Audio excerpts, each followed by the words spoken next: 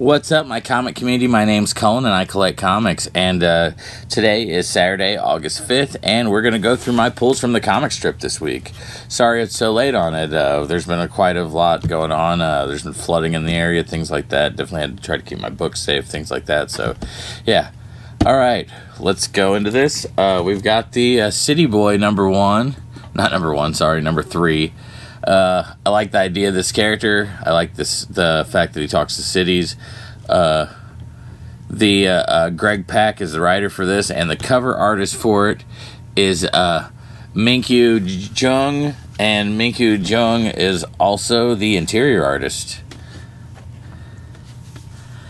After barely fighting off Intergang with the help of Metropolis, the city itself, in the form of a dragon avatar, City Boy realizes the more he taps into his powers, the louder it is made his head. Hearing and feeling everything about the city and its history and all at once, nonstop, so he goes for help from the one person, or from someone else who hears all of Metropolis all the time. Superman. Sorry, that was hard to go through. But yeah, City Boy number 3, sorry. Next I got Justice Society, I don't want to do that. Next I got Justice Society, number 5. And this was an accidental purchase, but I mean, I like the characters, so I mean, it's not that big of a deal. Mikel Janin did the cover for this. Jeff Johns did the writing and the interior art's also by Mikel Janin. Huntress's journey through time comes to a head as the person chasing her through the timeline has finally caught up to her. Is it the end of the line for Helena Wayne? All right. Next, we have Batman Night Terrors, number 2. And this has got a Gilliam March cover. Joshua Williamson's writing this.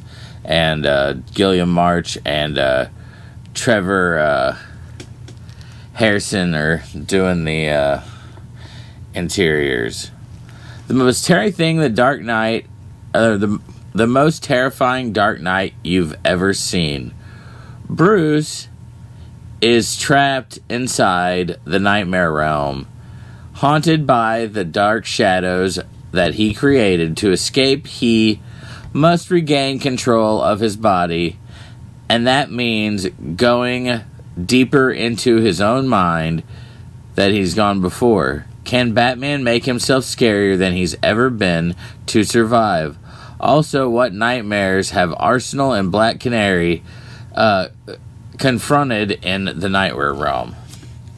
All right, so it looks like we got some more other Batman family member type things going on next.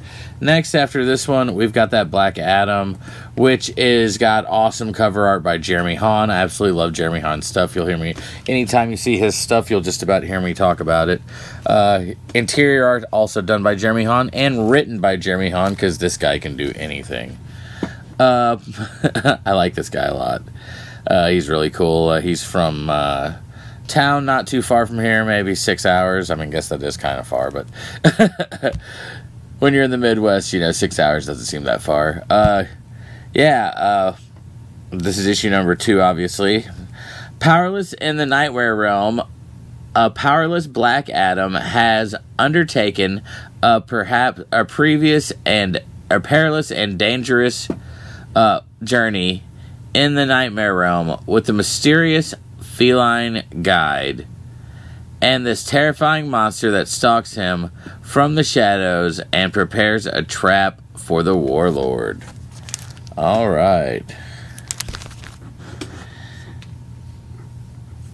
Next, we're moving on to Night Terrors Joker, number 2. And this one's got a Stefano Raffaelli cover, and the interiors are Stefano Raffaelli. Love this cover, by the way. Not as much as I loved last month's, but this one's still really good. Matthew Rosenberg's still writing this. So this is the final. Like, obviously, I think all these number 2s are just about the final ones of it. A comic so scary, even the Joker is afraid. The Joker's nightmares have been terrifying and horrific. But what does the Clown Prince of Crime have locked away that might be the most disturbing reveal of the year? Alright. Now we're moving to Poison Ivy's second issue of Night Terrors. Still probably more homemaker stuff. We got G. Willow Wilson writing this, and we got Ekta Iliad as the interior artist, and Jessica Fong with this awesome cover. Stuck in suburban hell, Pamela Isley and Harley Quinzel are absolutely, utterly in love that everything and everyone around them is just aces. Their neighbors are so happy for it hurts. Why, even the sun is smiling. When a few rotten eggs sneak into Ivy's perfect little cul-de-sac, things start to go foul. Can the verdant villain escape the clutches of her own spoiling dream house before it eats her and Janet from HR alive? Alright. Now for my last DC book, we've got that second Ravengers. This Ravenger covers have looked all great. I mean, everything about like this Night Terror stuff's been cool, but these Ravenger ones look awesome. Jeff Spokes did the cover for it. Ed Brisson and Dexter Soy, or Ed Brisson's the writer, Dexter Soy is the interior artist. And yeah, it's the second one of this, obviously. Murder and mayhem with danger hot on her heels and nowhere to turn, Ravager finds herself trapped in the trenches of the Nightmare Realm, facing the Murder Man and his merciless slaughtering squadron, with their sights set on unleashing the reign of terror in our world, but they need Ravager's help to break through the barrier separating them from our reality. Can Ravager summon the strength to save us all from certain doom? Or will she fall victim to the Murder Man's diabolical plans? The clock is ticking and the fate of humanity hangs in the balance. Alright, next we're moving on to Marvel. And we've got Amazing Spider-Man Annual 6 with this awesome cover with, it's obviously got what's her name on it, Hallows Eve, she's so cool. The cover artist for this is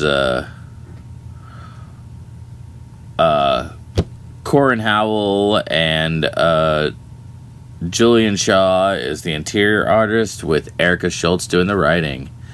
Hallows Eve returns. Hallows Eve's big play to break out Chasm out of jail. You won't want to miss it. Plus, find out what Hellfire Gala means to Spider-Man, or to Spider-World this year. It is intense. Alright, so got that Spider-Man Annual #1 of this new run. Next, we're going to move on to Death of the Venomverse. And this cover looks awesome. This version of Carnage looks so cool. I mean, Bjorn Berendez did the cover art for this. It looks awesome. The interior art for this is Gerardo Sandoval, Justin Mason, and Taigami, and David Minchin, Taigami, and Cullen Bunn are the writers for this. At the end of the Venomverse is here. Cullen Bunn and Gerard Sandoval reunite to bring the symbiote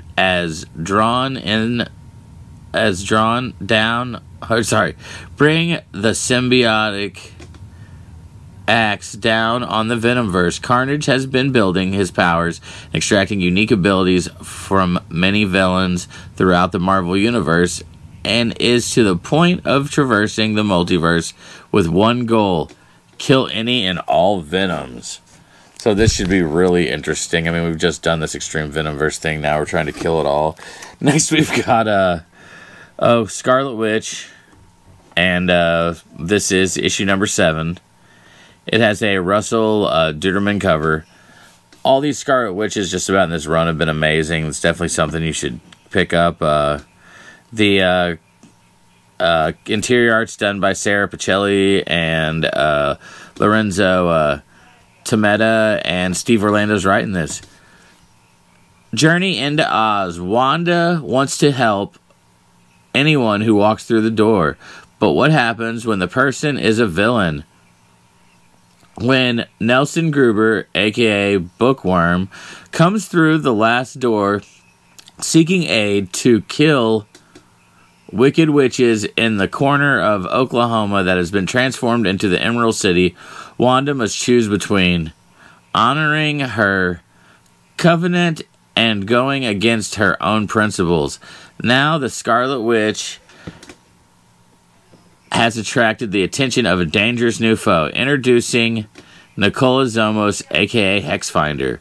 Plus a bonus page written by Jonathan Hickman. Who are the gods? I'm really interested about this whole new gods thing that's going on too. And our final book, of course, Strange Academy, I absolutely love, so I had to get this Miles issue. Strange Academy Miles Morales #1. Nick Bradshaw did the cover for this. The pencils are done by Juan Cabal. Alvarado Lopez did the inking, and Carlos Hernandez is the writer. School is back in session, and the Strange Academy is kicking the school year off with a field trip to New York City to throw down against Brooklyn's Visions Academy in the Multiverse Math Bowl. When a mysterious new villain crashes the mathematics, the students of Strange Academy must team up with Miles Morales to put a stop to his plots. One chapter of the thrilling 3-part saga. So, yes, I'm excited for these new Strange Academy stuff. I thought it was going to be completely over, but apparently it's not. But also, noticing this, this is the first Strange Academy stuff I've noticed. It's not written by Scotty Young and done art by Ramos. So, yeah. But all right, I'm going to get off here because I've got to go eat dinner with my mom, and I will holler at y'all later. Y'all have a wonderful day. Thanks for tuning in, and I'm going to get out of here. See ya.